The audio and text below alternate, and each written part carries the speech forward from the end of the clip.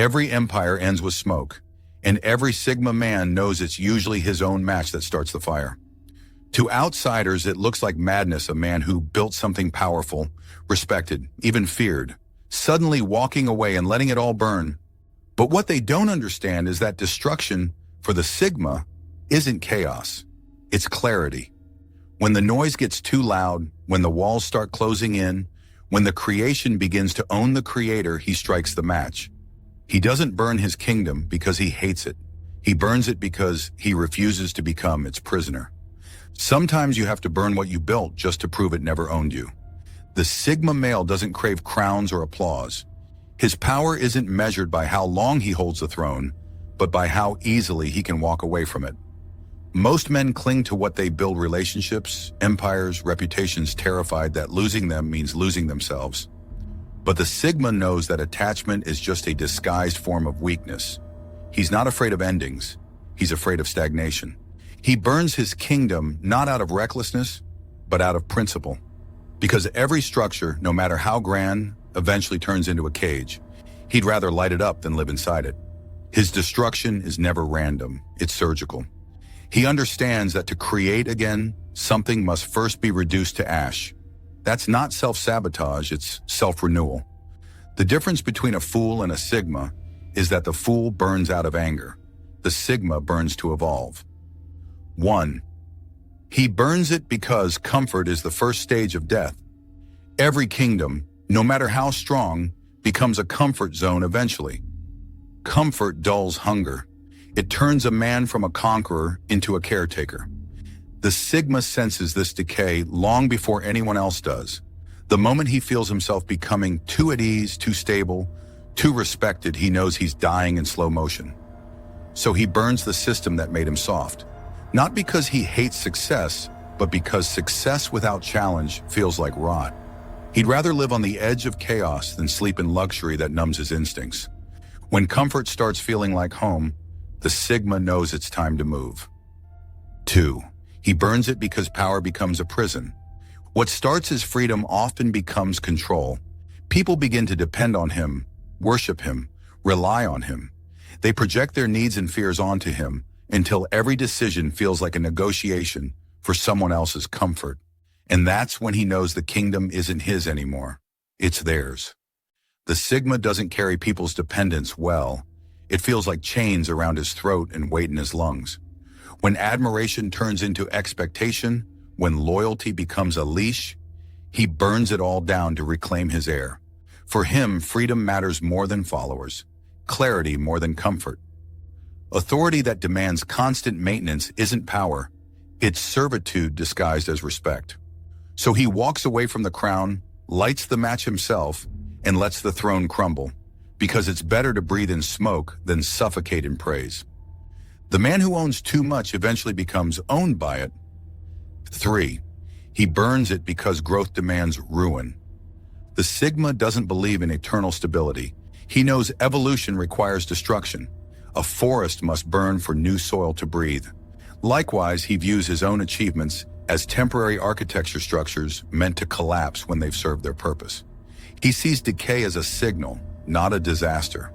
When growth turns into repetition, when creation turns into routine, he knows the fire must come. Each cycle of his life follows this primal rhythm. Build, rule, destroy, rebuild, each phase sharpening him further. It's not tragedy, it's the law of transformation. His flames aren't born from hate, but necessity, a ritual of renewal. He doesn't fear collapse. He plans for it, engineers it, and walks calmly through the smoke, knowing that what burns was never meant to last. Destruction is not the opposite of creation. It's the ritual before it. 4. He burns it because he refuses to be defined by his past. Most men cling to their greatest chapter, replaying their victories to feel relevant. The Sigma sees that as decay. He refuses to be a museum of his former self. The moment people start defining him by what he's done, he shatters it. To burn his kingdom is to destroy the comfort of identity, because identity, if static, becomes death. He'd rather be misunderstood than predictable. The ashes of his past are the soil for his next version. When they start calling him legendary, he knows it's time to disappear. 5. He burns it because he outgrows his own systems. The Sigma builds things too powerful, too efficient even for himself. Eventually, he outgrows his own logic and feels the walls closing in on his own design. What once liberated him now begins to suffocate. The rules that once made him thrive begin to restrict him. The structure that once sharpened him now dulls his edge. His creations turn rigid, his systems turn stale, and his brilliance begins to feel like a cage. And because he refuses to shrink to fit his old mold, he destroys it. The Sigma doesn't fear reinvention. He thrives on it, dissecting his own blueprints and reimagining the world from the debris. His legacy isn't one empire. It's a trail of ashes leading to evolution, proof that he values growth over glory. He breaks what no longer matches his new capacity for truth, knowing that the man who can dismantle his own genius is the one who will always stay ahead of it. If it can't grow with him, it dies by his hand. 6. He burns it because attachment weakens vision. Attachment blinds. It turns sharp men into sentimental ones. The Sigma understands the emotional gravity that comes with success, the people, the comfort, the admiration. But he also knows that emotional weight slows movement. To stay clear-eyed, he must detach. Burning the kingdom isn't cruelty, it's clarity. He clears space for focus, even if it costs him companionship or applause. Detachment is his discipline, not his defect. To see clearly, sometimes you have to set fire to everything that clouds your view. 7. He burns it because he refuses to be imitated. When too many people start copying him, the Sigma knows it's time to vanish or destroy what they're chasing.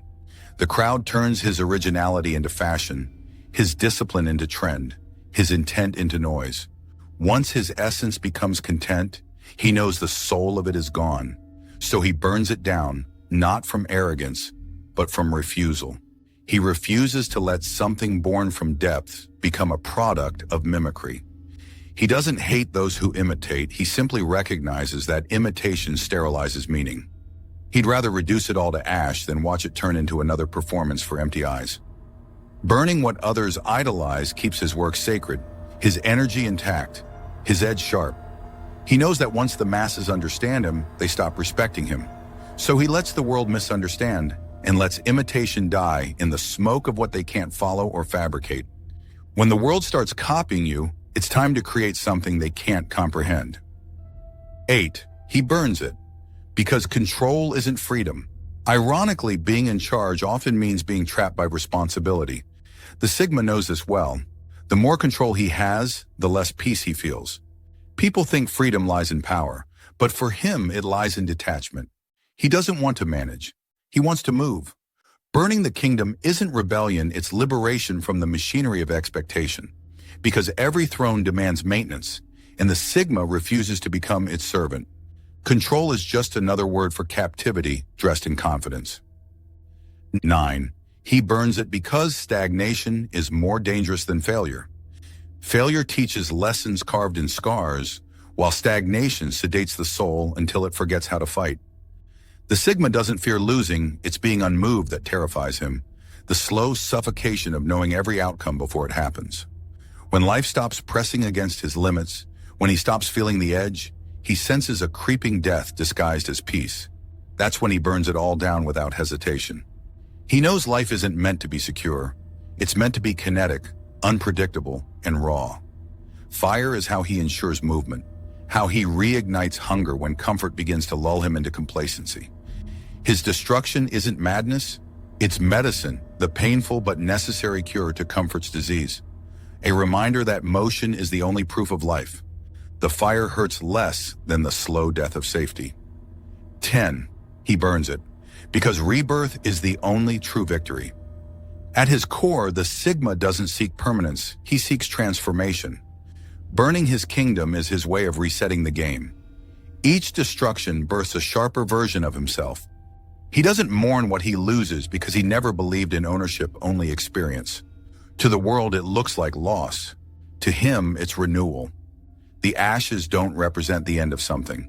They're the beginning of something only he can see. The man who burns everything and still walks forward is the only one who ever truly evolves. On a final note, The Sigma male doesn't burn his kingdom out of rage or ego. He burns it because he understands that anything which doesn't challenge him eventually controls him. His fire isn't destruction, it's purification. Every time the world thinks he's finished, he's simply clearing the ground for something greater. That's the paradox of his power. He builds to burn, and he burns to become. The ashes aren't the end of his story. They're his proof that he was never afraid to start again. Only the man who can burn his kingdom deserves to build it.